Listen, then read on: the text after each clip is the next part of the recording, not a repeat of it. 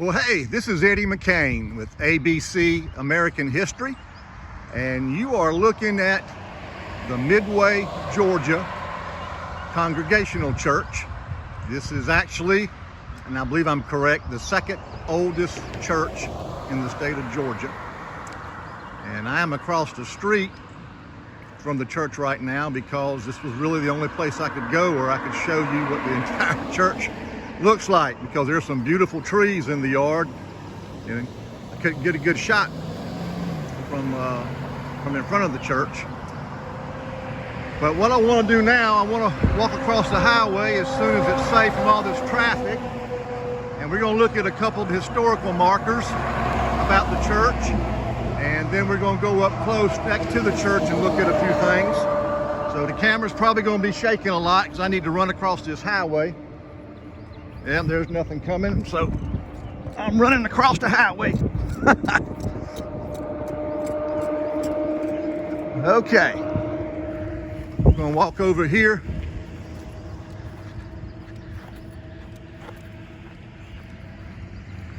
This is an old historical marker here, and it says Midway Church, built in 1792. Replaced Colonial Meeting House. That's what churches were called back then. They were called the Meeting House. But this building here replaced the original meeting house that was burned by British troops in 1776.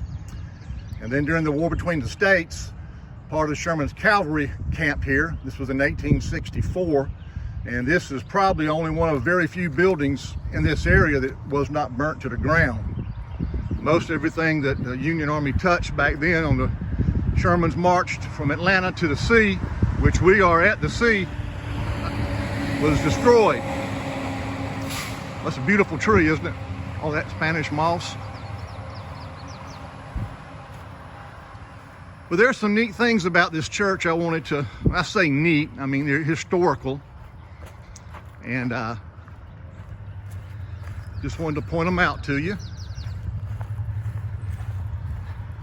If you notice, there are two doors. You have the main door in the center of the church, and then you have the door to the left. The door to the left was the door that the slaves used. Back then, the slaves attended church with the white people, and the slaves went through that door. They went upstairs, and in this particular church here, there's a big area upstairs, kind of shaped like a horseshoe. It's a balcony. You can see right here where the staircase is going up. And we're gonna walk over here and hopefully there won't be too much glare and we can look through a window. But I'm not sure how well you can see. But there's a big balcony. It's like a horseshoe. It goes all the way around the church. I believe the glare is kind of bad. Let me walk over here and see if it's a little bit better.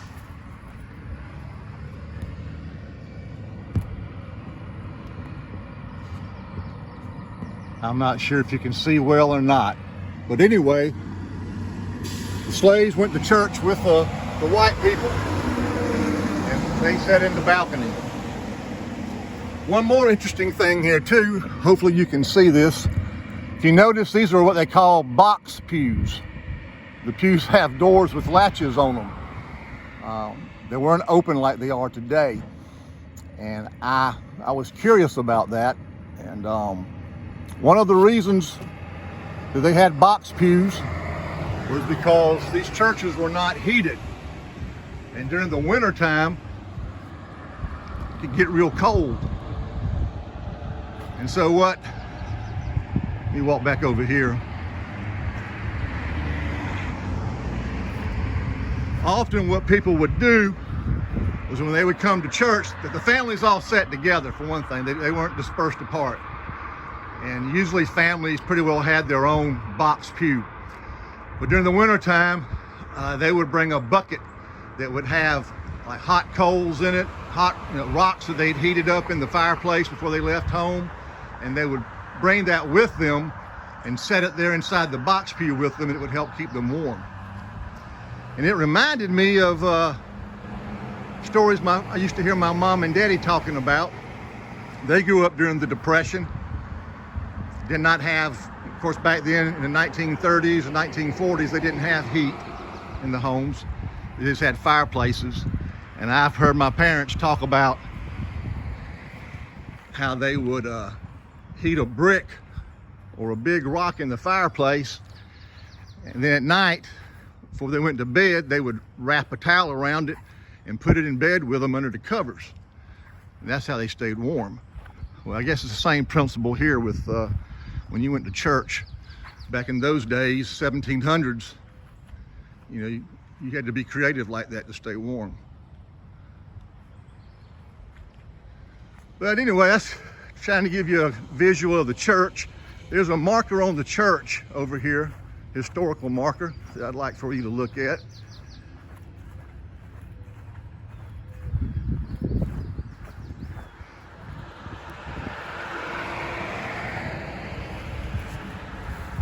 It's a little bit high, if you can read it or not, but I'll read it for you. It says, Midway Congregational Church, erected 1792. Organized 1754 by descendants of an English colony which came first to Massachusetts in 1630, then to Connecticut in 1635, to South Carolina in 1695, and to Georgia in 1752. Built on the same spot as the church which was burned by the British in 1778. This church has given to her country 86 ministers of the gospel and 7 foreign missionaries. Midway, that's the town we're in St. John's Parish, which is now Liberty County, was the cradle of revolutionary spirit in Georgia, and 2 of her sons were signers of the Declaration of Independence. So there's a lot of history here.